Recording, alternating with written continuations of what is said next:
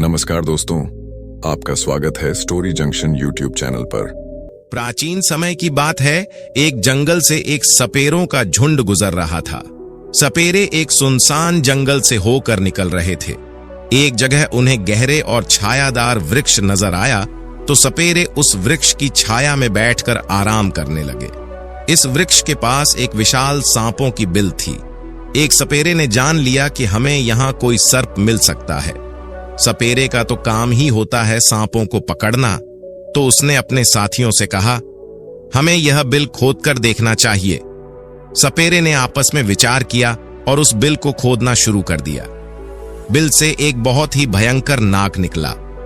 सपेरे ने उसे पकड़ लिया और अपने पिटारे में बांध लिया। सभी सपेरे उसे पिटारे में रखकर वहां से चलने लगे। चलते चलते उन्होंने विचार किया कि हम इस नाग का जहर निकाल देते हैं। कुछ दूर आगे चलने पर उन्होंने पिटारा खोला जिसमें वह नाग बंधा हुआ था। सपेरे जब पिटारे को खोलकर देखे तो सभी सपेरे हैरान रह गए। पिटारे के अंदर से नाग गायब हो चुका था और उसकी जगह एक बहुत ही सुंदर और कीमती नौलखा हार रखा हुआ था। उसे देखकर सपेरे हैरान थे। सभी सपेरे इस बात को सोचकर चकित थे कि हमने तो एक सर्प पकड़ा था, लेकिन यह हार कहां से आया। परंतु यह सोचकर उन्होंने खुशी जताई कि यह हार तो और भी ज्यादा कीमती है।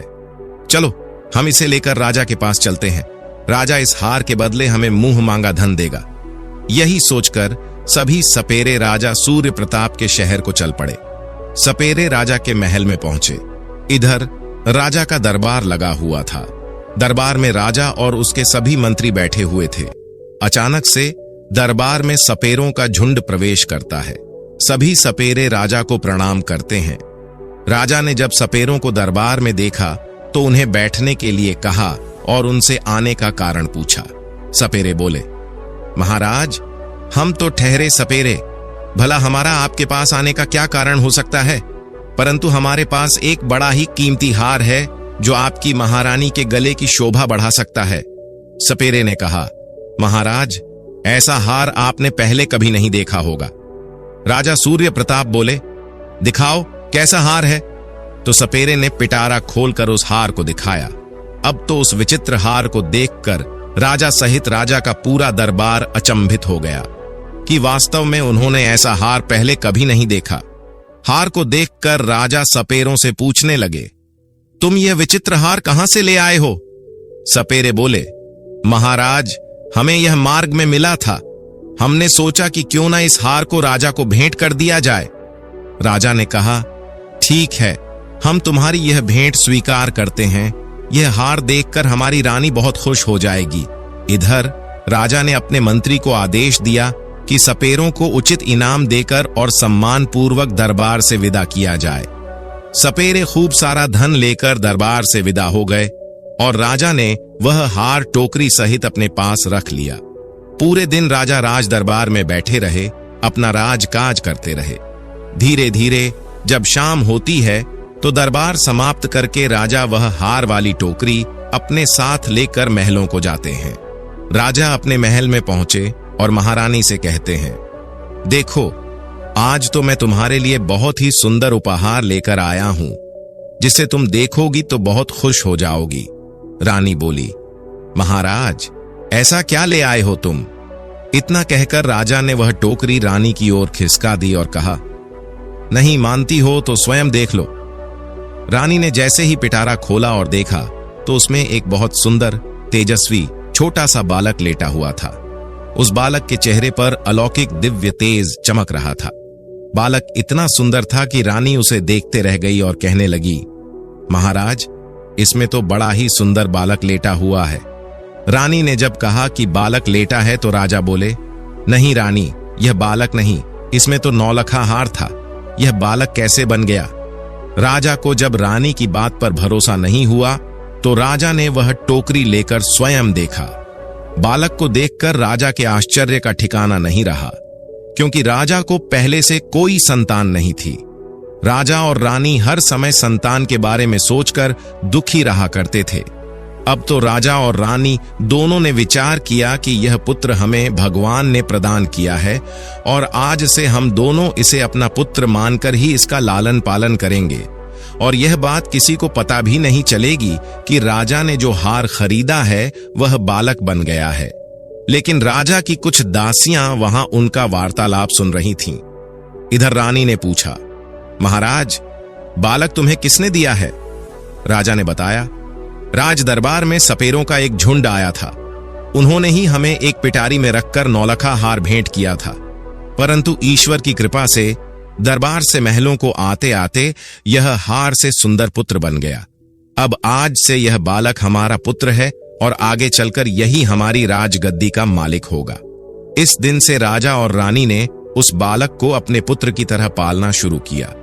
एक दिन राजा ने अपने दरबार में यह घोषणा कर दी, हमारी रानी के गर्भ से एक सुंदर पुत्र ने जन्म लिया है। यह सब सुनकर राजा की प्रजा ने बड़ी खुशी मनाई और संपूर्ण नगर में उत्सव मनाया। राजा और रानी बड़ी खुशी और प्रसन्नता से उस बालक का लालन पालन करने लगे। धीरे धीरे वह बालक बड़ा हो रहा था और जैसे जैसे समय गुजरता गया वह लड़का जवान होता चला गया।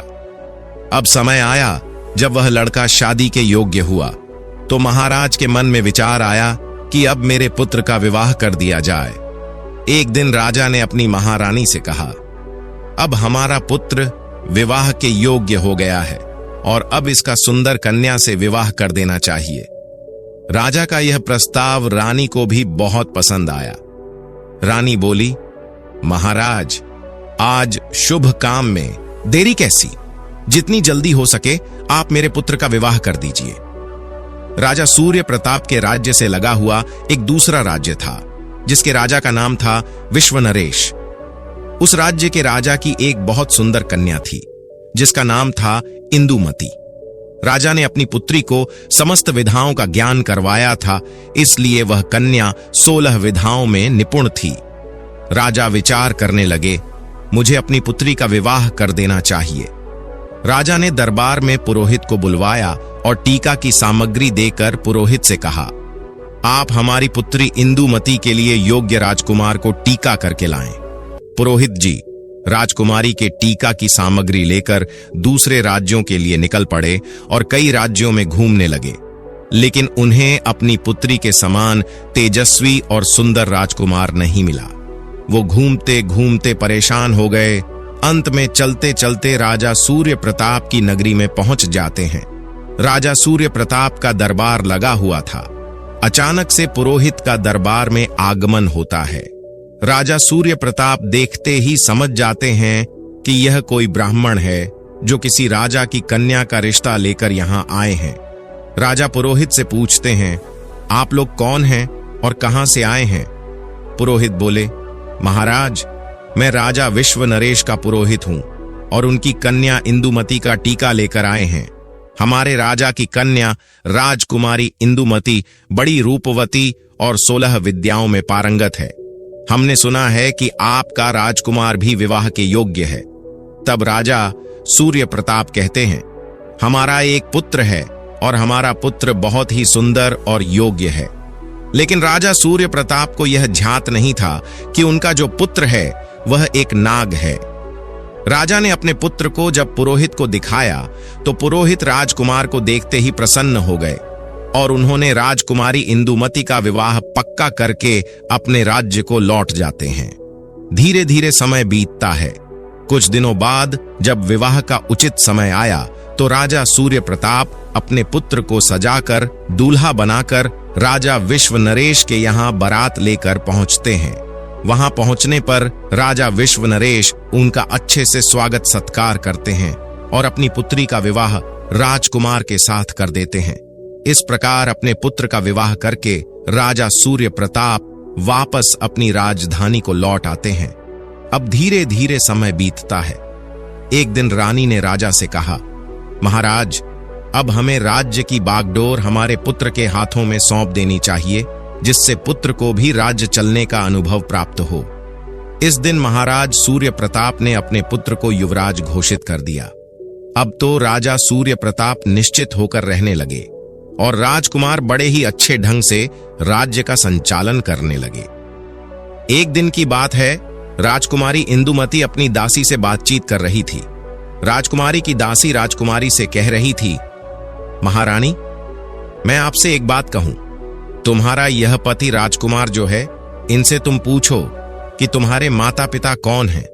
दासी की बात सुनकर इंदुमती को बड़ा आश्चर्य हुआ। राजकुमारी कहने लगी, यह तुम क्या कह रही हो?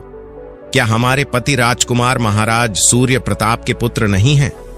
तब दासी कहती है, नहीं राजकुमारी, तुम बड़ी भूल कर रही हो, यह उनका पुत्र नहीं है। मैं इतना तो नहीं जानती कि राजकुमार के वास्तविक माता पिता कौन हैं, पर इतना अवश्य जानती हूं कि राजकुमार महाराज सूर्य प्रताप के पुत्र नहीं हैं। आप स्वयं अपने पति से पूछ लेना। अब तो राजकुमारी इंदुमती के मन में भी अपने पति को लेकर शंका उत्पन्न हो गई। राजकुमारी सोचने लगी, शाम को जब राजकुमार महल में आएंगे तो मैं उनसे यह बात अवश्य पूछूंगी। जब राजकुमार शाम को महल में आते हैं तो राजकुमारी अपने पति से कहती है, महाराज, मैं आपसे एक प्रश्न पूछना चाहती हूं। राजकुमार कहते हैं, पूछो रानी, क्या पूछना चाहती हो? राजकुमारी बोलती है, मुझे यह बताइए कि आपके माता पिता कौन हैं और आप किस वंश के हैं। यह बात सुनकर राजकुमार चौंक जाते हैं और कहते हैं, रानी, क्या तुम्हारी मति मारी गई है? महाराज सूर्य प्रताप और महारानी मेरे माता पिता हैं। तब इंदुमती बोली, नहीं महाराज, आज आप मुझे कुछ छुपा रहे हैं, कृपया सच बताइए। आपको मां गंगा की कसम है, आप मुझे यह भेद जरूर बताइए। अब तो यह बात सुनकर राजकुमार बड़े धर्म संकट में फंस जाते हैं। राजकुमार सोचने लगे, लगता है मुझे यह सब बताना ही पड़ेगा, क्योंकि यह पूछे बिना मानेंगी नहीं। राजकुमार बार बार अपनी पत्नी से कहते हैं, रानी, जो अभी भी समय है, तुम मुझे यह बात मत पूछो, वरना बहुत पछताओगी। लेकिन राजकुमारी तो जिद कर बैठी और कहने लगी, नहीं बताओगे तो भोजन ग्रहण नहीं करूंगी। मैं समझूंगी कि तुम मुझे झूठ प्रेम करते हो। यह सुनकर राजकुमार ने कहा, ठीक है, तुम नहीं मानती हो तो मैं तुम्हें सब कुछ बताऊंगा, पर यहां नहीं। हम कल बाहर वन विहार के लिए चलेंगे और वहां जाकर मैं तुम्हें सब कुछ बता दूंगा। अब तो रथ सज गया और उसमें राजकुमार और रानी इंदुमती दोनों बैठ जाते हैं और वन विहार करने का बहाना करके दोनों महलों से निकल जाते हैं और एक नदी के किनारे आ जाते हैं। नदी को देखकर राजकुमारी इंदुमती कहने लगी, महाराज, आप मुझे इस नदी के पास लेकर क्यों आए? क्या इस नदी से तुम्हारा कोई संबंध है? तब राजकुमार कहता है, मैं फिर तुमसे कहता हूं कि मुझे मेरे वंश के बारे में मत पूछो, वरना तुम्हें बहुत पछताना पड़ेगा। राजकुमार के समझाने पर भी राजकुमारी नहीं मानी और कहने लगी, नहीं महाराज, मुझे यह जरूर बताओ कि तुम्हारे माता पिता कौन हैं और तुम किस वंश के हो। राजकुमारी इंदुमती जब नहीं मानी तो राजकुमार उस नदी में नीचे उतार जाता है और कमर तक के जल में पहुंच जाता है। तब वह कहने लगता है, रानी, अभी भी समय है तो मुझे यह बात मत पूछो, अभी कुछ बिगड़ा नहीं है। लेकिन राजकुमारी कहने लगी, चाहे कुछ भी हो जाए, लेकिन मैं यह बात पूछकर ही मानूंगी। इस प्रकार राजकुमार नदी के और गहरे जल में उतार जाता है। जब वह छाती तक जल में पहुंच जाता है तो राजकुमार फिर रानी को समझाकर बोला, रानी, जो आप पूछना चाहती हैं मुझे आपसे दूर कर सकता है। राजकुमारी बोली, चाहे कुछ हो जाए, आप इस भेद को मेरे सामने जरूर रखोगे। राजकुमार और आगे बढ़ा और जब वह अपने मुख के बराबर जल में आया तो वह कहने लगा, रानी, अभी समय है, यह जानने की कोशिश मत करो कि मैं कौन हूं। परंतु रानी नहीं मानी। फिर क्या हुआ? राजकुमार ने अपना असली नाग का रूप धारण कर लिया और नदी के जल के ऊपर अपना फन दिखाने लगा और अपना फन दिखाने के बाद वह नदी के अंदर गया और फिर निकलकर बाहर नहीं आया। राजकुमारी इंदुमती ने राजकुमार को खोजने की बहुत कोशिश की, मगर राजकुमार का कोई पता नहीं चला। जब वह काफी डर गई और राजकुमार नहीं लौटा तो राजकुमारी इंदुमती घबरा गई, क्योंकि अब उसका पति नाग बनकर कहीं चला गया। इंदुमती ने वहां उसे खोजने की बहुत कोशिश की और बहुत प्रतीक्षा की, लेकिन वह नहीं मिला। अब तो इंदुमती अपने रथ को लेकर के आई अपने सारथी से कहती है, चलो महाराज को सूचित करो कि उनके पुत्र नदी में डूब गए हैं। सारथी ने जाकर महाराज सूर्य प्रताप को यह खबर दी कि महाराज, आपके पुत्र राजकुमार नदी में विलुप्त हो गए हैं। यह सब सुनकर राजा को बड़ा दुख होता है। राजा अपने सैनिकों को आदेश देते हैं कि जो नदी के जल को खंगालो और राजकुमार की लाश को तलाश करो। राजा के सैनिक रानी इंदुमती, महाराज और महारानी के साथ नदी पर पहुंचते हैं। नदी में कई गोताखोरों ने राजकुमार की लाश की तलाश की, मगर कुछ हाथ नहीं लगा।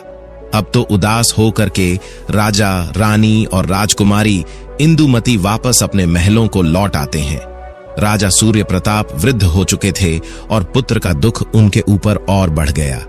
राजा के मन में तो यही था कि नदी में डूब करके उनका पुत्र मर गया है। महारानी इंदुमती भी बड़ी दुखी रहने लगी और मन में अपने आप को कोसने लगी कि मैंने बहुत गलती की। मेरे इन्हीं कर्मों के कारण आज मेरा पति मुझसे दूर चला गया है।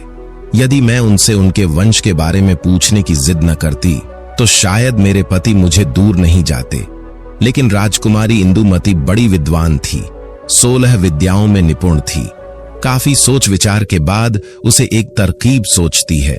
राजकुमारी ने अपने संपूर्ण नगर में यह घोषणा करवा दी कि कोई भी व्यक्ति उसे कोई नई बात सुनाए तो उसके बदले में उसे उचित इनाम दिया जाएगा। चाहे कोई आप बीती हो या फिर प्राचीन घटना से संबंधित कोई भी कहानी हो या कथा हो, जो कुछ भी जो कोई सुनाए उसे उचित इनाम दिया जाएगा। अब तो रानी इंदुमती रोज कथा सुनती रहती। रानी इंदुमती के पास कथा सुनने वालों की भीड़ लगी रहती थी। कोई रामायण की कथा सुना रहा था, कोई किसी राजा का इतिहास सुनाता था। अब तो राजकुमारी इंदुमती का यही काम था। वे सुबह से लेकर शाम तक नई नई कहानियां सुनती रहती थीं। इस प्रकार कुछ समय निकलता है। एक दिन क्या हुआ कि इस राज्य का एक बुजुर्ग आदमी पास के ही एक जंगल से गुजर रहा था। उसे जंगल पार करते करते रात हो गई। जब रात हो गई तो वह जंगल में ही सोने लगा। अब रात में आगे चलना ठीक नहीं था, क्योंकि जंगल में हिंसक पशु भी मिल सकते थे। यही सोचकर वह बुजुर्ग आदमी एक पीपल के पेड़ के ऊपर चढ़कर बैठ जाता है। रात्रि का समय था। वृद्ध व्यक्ति को डर के मारे नींद नहीं आ रही थी। रात के 12 बजे का समय होता है तो उसने देखा कि बाहर एक झाड़ू लगाने वाला आया और पूरे जंगल में झाड़ू लगा दी। फिर उसने देखा कि पानी का छिड़काव करने वाला आया और उसने भी हर जगह पानी का छिड़काव कर दिया। उसके बाद वहां पर कुर्सियां लगनी शुरू हो गईं। फिर एक सिंहासन आता है। बुजुर्ग आदमी पीपल के पेड़ पर बैठा यह सब देख रहा था। उसने देखा कि वहां पर सभा होने लगी। वह बुजुर्ग व्यक्ति बहुत घबरा रहा था और मन में सोच रहा था कि यह सब क्या हो रहा है और ये लोग कौन हैं और क्या यह मुझे जिंदा छोड़ेंगे या नहीं। वहां एक से बढ़कर एक विचित्र अतिथि आने शुरू हो गए। वह विचित्र इसलिए थे क्योंकि उनका आधा शरीर सर्प का था और आधा शरीर मनुष्य का था। दिव्य शरीर वाले नाग देखने में बड़े भयंकर लग रहे थे। उनका दरबार वहां सज रहा था और जब सभी लोग वहां आए तो वहां 2 सिंहासन और भी थे और दोनों सिंहासन पर कुछ देर बाद नागों के राजा और उनके पुत्र युवराज दोनों वहां आकर बैठ जाते। संपूर्ण दरबार में उनका बड़ा स्वागत किया गया। उनके बीच चर्चा हो रही थी और जो राजकुमार था, नागराज का पुत्र, चुपचाप नीचे बगिया में बैठा था। वहां दरबार में इस बात की चर्चा हो रही थी कि राजकुमार का विवाह किया जाएगा। विवाह के संबंध में चर्चाएं चल रही थीं। अब राजकुमार के विवाह का नाम आया तो वह नीचे बगिया में जाकर लेट गया और वह बड़ा उदास हो गया। कुछ समय तक उनकी चर्चाएं चलती रहीं और इधर वह वृद्ध आदमी भी पीपल के पेड़ पर बैठा हुआ उनकी सभी बातों को सुन रहा था। वह मन ही मन सोचने लगा कि यहाँ किस बात की चर्चा हो रही है और ये कौन लोग हैं। लगता है आज मैं इसे जीवित वापस पाऊं या नहीं। डर के कारण वह वृक्ष की एक डाली पर चिपका हुआ लेटा रहा था। इधर 3-4 घंटे के बाद दरबार वहां से खत्म हो जाता है। सभी अतिथि वहां से जा चुके थे, परंतु वह नागराज और उसका पुत्र वहां से चलकर पीपल के वृक्ष की तरफ आते हैं। पीपल के पेड़ पर बैठा हुआ वह बुजुर्ग आदमी सोचने लगा। वे उसकी तरफ आ रहे थे और उसे ऐसा लगने लगा कि अब ये मुझे जिंदा नहीं छोड़ेंगे, क्योंकि इन्हें पता चल गया है कि मैं इस वृक्ष पर बैठा हूं। यह सोचकर वह बुजुर्ग आदमी घबरा जाता है। परंतु नागराज ने क्या किया, उसने पीपल की जड़ में बैठकर अपनी रानी इंदुमती को याद किया। यह सारी बातें वह बुजुर्ग आदमी सुन रहा था कि यह तो बड़ा ही चमत्कार है। और यह मैं क्या देख रहा हूं? कुछ देर बाद नागराज और उसका पुत्र वहां से चले जाते हैं। धीरे धीरे सुबह होने लगती है। प्रातःकाल जब हुआ तो वह बुजुर्ग आदमी वृक्ष के नीचे उतरता है और नीचे उतरने के बाद वापस अपने नगर को लौट आता है। वह सोचता है कि वैसे भी मैं बहुत गरीब आदमी हूं और रानी इंदुमती भी नई कहानी सुनती रहती है, तो क्यों न जाकर इस बात को महारानी इंदुमती को सुनाया जाए।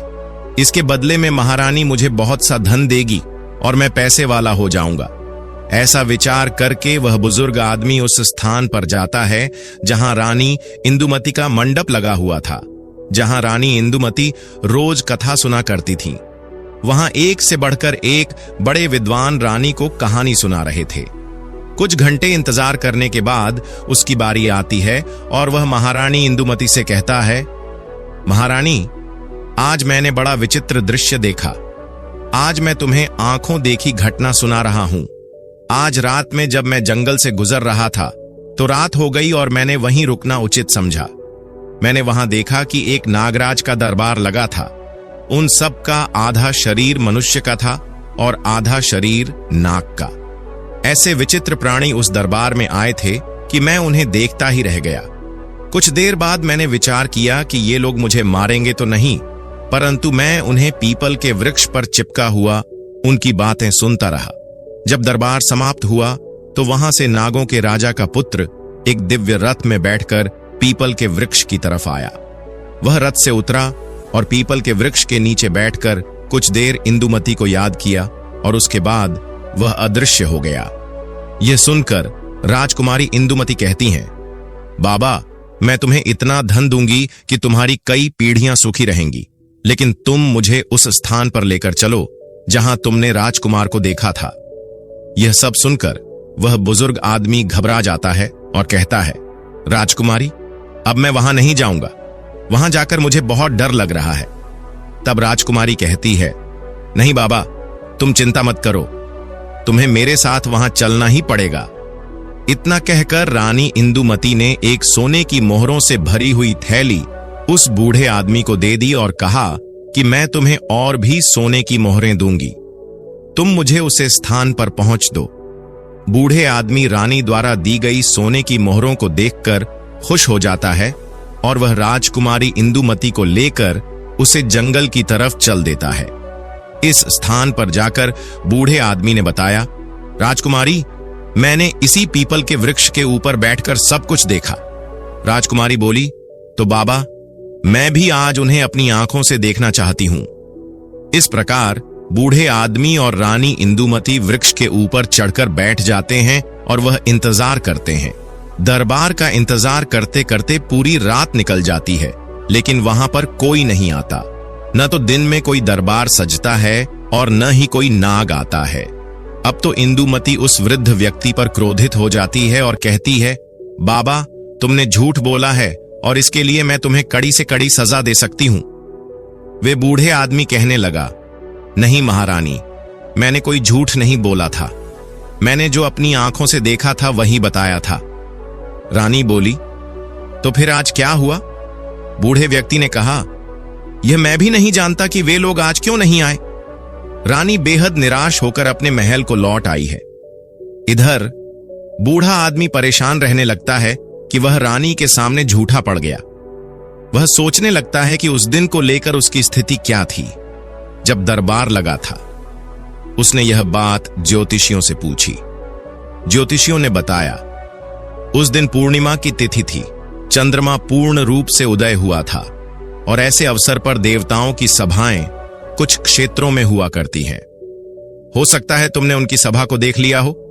अब वह बूढ़े आदमी सोचने लगा कि अगली पूर्णिमा आएगी तो वह रानी को लेकर वहां जाएगा। महारानी ने भी उससे कहा था कि यदि तुम मुझे वह दृश्य दिखा दोगे तो मैं तुम्हें बहुत बड़ा इनाम दूंगी। इधर धीरे धीरे समय बीता और जब अगली पूर्णिमा की तिथि आई तो वह बूढ़े आदमी महल में पहुंचता है और महारानी से कहता है, महारानी, आज आप मेरे साथ उस जंगल में चलिए, आज मैं आपको वह दृश्य दिखाऊंगा। महारानी इंदुमती और बूढ़े आदमी दोनों जंगल की ओर चल देते हैं। वहां पहुंचकर रानी इंदुमती और वह बूढ़ा आदमी पीपल की जड़ में छुपकर बैठ जाते हैं। जब रात्रि के 12 बजने का समय नजदीक आता है तो वहां एक झाड़ू लगाने वाला आता है। उसने झाड़ू लगाया, पानी का छिड़काव करने वाला आया, उसने पानी का छिड़काव किया। फिर थोड़ी देर बाद दरबार सजने लगता है। धीरे धीरे वहां नाग लोग आने लगते हैं। उन नागों का आधा शरीर मनुष्य का था और आधा शरीर नाग का था। बूढ़े आदमी ने इशारे से कहा, महारानी, अब आप ध्यान से देख लीजिए, यही मैंने उस दिन देखा था। रानी इंदुमती उस दृश्य को बड़े गौर से देख रही थी और कुछ समय बाद रानी का पति नाग आता है, जो नागराज का पुत्र था। उसका आधा शरीर नाग का था और आधा शरीर मनुष्य का था। महारानी ने उसे देखा तो पहचान गई और कहने लगी, यही मेरा पति है। महारानी सोचने लगी, अब इसको मैं कैसे ले सकती हूं, ये मुझे कैसे प्राप्त हो सकता है। महारानी हिम्मत करके धीरे धीरे उसे वृक्ष की कोटर से बाहर निकालने लगी। उधर वह बूढ़े आदमी डर रहा था और बूढ़े आदमी ने राजकुमारी से कहा था, राजकुमारी, आप थोड़ी धैर्य रखें, 3-4 घंटे तक वे सभा चलती रहेगी। जब सभा समाप्ति का समय हुआ तो सभी लोग वहां से चले गए। राजकुमार भी पीपल के पेड़ के पास आकर बैठकर रोने लगे। उसे देखकर रानी इंदुमती डर गई, क्योंकि उसका आधा शरीर नाग का था, आधा मनुष्य का चेहरा तो उसका राजकुमार का ही था। अपने पति को रोते देखकर राजकुमारी रुक नहीं पाई और वह पेड़ के पास से निकलकर उसके पास आ जाती है और उसका हाथ पकड़ लेती है। अचानक से महारानी इंदुमती को सामने खड़ा देखकर राजकुमार एकदम से घबरा जाता है और कहने लगता है, नहीं रानी, अब तो बहुत समय हो चुका है, अब तुम मुझे प्राप्त नहीं कर सकती हो। यहां जो सभा होती रहती है वह मेरे विवाह को लेकर ही होती है। मेरे पिता इस सभा में मेरे विवाह का प्रस्ताव रख चुके हैं और जब तीसरी सभा होगी तो उसे सभा में मेरा विवाह तय हो जाएगा। और जब मेरा विवाह तय हो जाएगा तो बताओ, मैं तुम्हारे साथ कैसे रह पाऊंगा? मुझे तो अपनी पत्नी के साथ रहना पड़ेगा। तुमने तो मुझे त्याग दिया है। मैंने उसे दिन तुम्हें बार बार समझाया था कि मुझे मेरा वंश मत पूछो। राजकुमारी की बात सुनकर रानी इंदुमती रोने लगती है और बार बार अपने किए की क्षमा राजकुमार से मांगती है। राजकुमार कहता है, राजकुमारी, रोने का समय नहीं है, मैं तुम्हें एक उपाय बताता हूं।